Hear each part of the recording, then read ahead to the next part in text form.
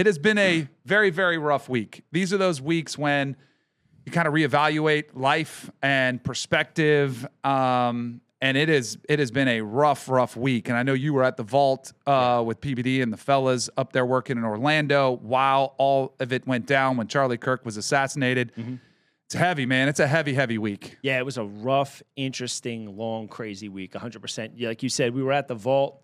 Like one of Pat's, probably one of the greatest moments of watching him. He was able to kind of really, his emotion and the way he was able to kind of just put that moment into perspective for an entire room of 10,000 was incredible.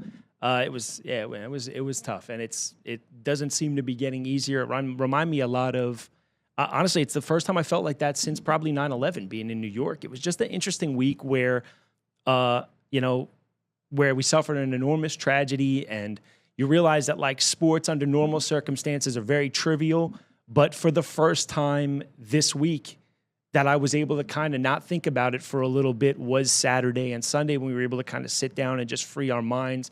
For people like me, that's a huge thing. It was a huge thing, and for the first time in a week to be able to take a deep breath and kind of just change directions in a little bit, it was important. No doubt. It was similarly.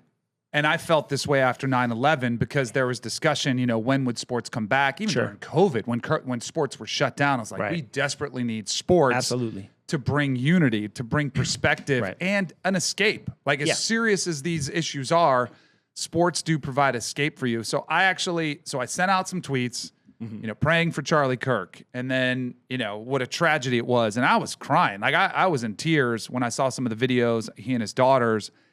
And I made the mistake of looking through my timeline and looking at some of the replies, and it was concerning. It was evil. It was all of this encompassing. I'm worried about my kids, what they're going to have to grow up in. Sure. And so I just kind of was like, I got to put this down, social media in general. So I kind of stopped. I didn't post anything else for a couple days. And then Friday night, there were some college football games on. And I was like, man, this is what we need, is some college football. And then NFL on Sunday, but needed sports to kind of just get my mind off it. There is one difference, I think, because I was in New York City on 9/11. Same. I was at the game when George W. Bush threw out the first pitch. Amazing. Yeah. One of the most patriotic moments you could ever have when he fires the strike right down the middle. Yeah. It's one difference, and I hate to even say this because it's a sad reflection of where we are now versus 2001. Right. After 9/11, it took a long time for people to pick sides and divide. Everyone came together. Yeah. Everyone was galvanized as it's us versus them, and them being the terrorists and the people that want to destroy our country, and we all came together. The thing that's scary about this one, and this really does concern me, is it's us versus each other. And that's where I've gone, is like, man, what does this mean big picture for where we are? And that's scary. Because you do see people picking sides, and it is getting more violent, and you do see the rhetoric amped up even more than it's ever been.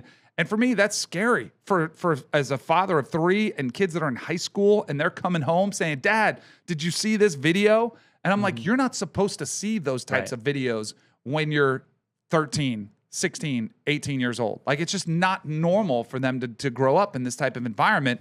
And it just has me on my knees. That's all I'm doing, is just praying. Yeah, you said it best. Like, both tragedies, but very different, right? The first one was us against them. We kind of were able to band together as a whole, rely on your neighbor, use the person next to you to draw strength.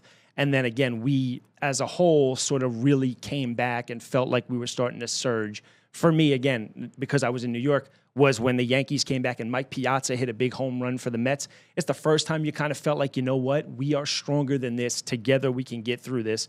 Whereas this one is super divisive, man. Now we got one side that is in mourning and crying, and the other side that's almost like gleeful and celebratory. And it's so interesting, man. We are such a country divided right now. And we need to find each other. We need to find love. We need to find common ground. Man, it's an interesting time for sure. Before we dive into the actual sports, I did see this clip from Oregon's head coach, Dan Lanning, who I have a tremendous amount of respect for as a football coach. He's done a great job. But this was after his game, and he talked about the circumstances we've been under and how we could learn from a locker room. There's been a lot going on in the country the last week. Have you addressed that with your team? How kind of you handled that? Yeah, talk about I think the U.S. could learn a lot from our locker room. I think the people in this world can learn a lot from our locker room. You walk in that locker room, you got guys of different races, guys of different backgrounds, different religions, and you got a team that loves each other. Like tons of differences, where they come from, what they deal with, and ultimately you got a team that loves each other. And I think we're missing some of that in our country. You talk about, I recently found out like Charlie Kirk was a Oregon fan, right? I didn't know that. I heard for his wife, Erica, and their kids, like that sort of evil should never exist in our country. And that's what it is, it's evil. Like, I remember having to explain that to my family, right? I remember sitting down with my kids and explaining what happened, and they're talking about people talking about it at school, and it's just sad, right? But it's just as sad, every day it seems like we deal with some sort of violence that's going on in our country, whether it's, school kids in Colorado or kids in Minnesota at churches. I mean, life matters, and I think we've lost sight of that, but I wish the world could learn a little bit of something from our locker room.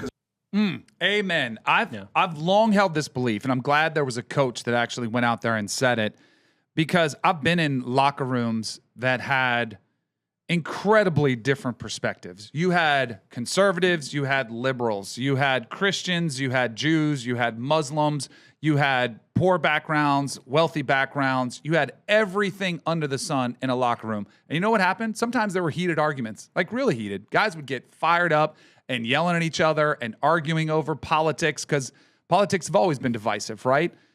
But the one thing that we all knew was that we were brothers, and that we were all going to protect each other, and we were all going to look out for the best interest of the team. And we've lost that. It's become too tribal right now with the right versus the left, and we've lost the big picture of we're all in this together. And what scares me to death is I don't know if we can find that. I don't know if we can find, because on a football team or on a baseball team or whatever locker room, clubhouse you're in, there is a common goal of we want to win, right? We want to win. And too much in today's society, it's my side has to win and your side has to lose, but we're all playing for the same team. And we forget that so much at times like these. I hope Dan Lanning, his message is received, but I'm starting to lose hope in our ability to galvanize as United States of America in what is already become the divided states of America. Well, the first thing I'd like to do is commend Dan Lanning, because he took something head on that's not an easy topic to talk about in sports and publicly today. If we let that clip run a little longer, he even takes some, perspective on a thing or two that aren't really. He stays in the middle somewhere, but he took on some things that aren't. The drill. It's easy to talk about stuff when it's the cool topic, when it's the popular topic, when it's something that's hairy that could get you into trouble. A lot of guys want to shy away from it. So kudos to him for stepping up. Along with what you're saying about the locker room and stuff, that's something that I think our perspective, and even I think my perspective in general, we've talked about it before. My position specifically, when you play at a D1 school, you get a sniff of the NFL or whatever. Not a lot of guys at my position look like me. So I was always like the outsider. But it's one thing, you're right, you don't realize it. When you guys are suffering through 95-degree sessions outside in summer, you're pulling each other through. Nobody's thinking about red or blue or liberal or conservative or guns or no guns. And the same thing when you're in the fourth quarter and it's hot and you got to dig down deep and pull the next guy up. It's so funny. You use the phrase a lot of times. I've done it on social media where I say, I'm being dead serious. I don't see... I mean, look, I'd be lying if I didn't say, like, I recognize that he's African-American or he's Spanish and I'm not. You know what I mean? But it's something you really don't realize in the locker room. Like, I noticed it maybe the first day. I dap a guy up. He looks different than me, and now we're on the same team. And it's something people do. It's very hard to realize in today's society that there are still places like that. And unless you've been inside one, that's why I think it makes it easier for us to see, like, there is a way out, but harder for me to come to grips with the way the world is, because I see people who are different than me and think like it's just they're different. We're cool. We're all the same though.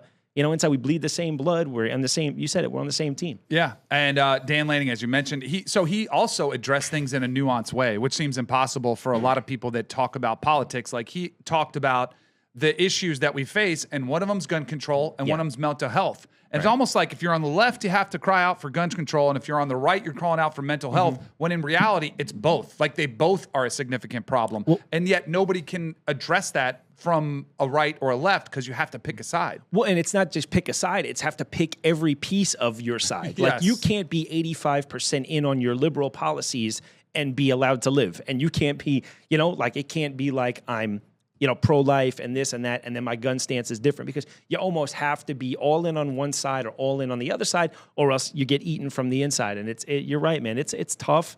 Don't know how we're going to come through it. I am very much encouraged by these big demonstrations that are coming together. Yep. I got to be totally honest with you, man. I try to live a righteous life. I try to do the right thing. I try to be kind to people. I try to be honest. But, there was a time I was more faithful, where I spent more time with God and my faith. It was Fellowship of Christian Athletes. It was chapel every week. And I feel like some of my experiences from something as simple as like my experience in the church growing up, my mother married my father, who was married prior, and then married my dad. So they always made my mom feel a little like she wasn't welcome. So little things like that have stuck with me. And I kind of found my way away from faith. And I think it's probably time I do a better job of, and maybe this doesn't happen if this doesn't happen. You know, like I have a baby coming into the world. I'm so blessed and fortunate. I love my work that I get to come here and do every day.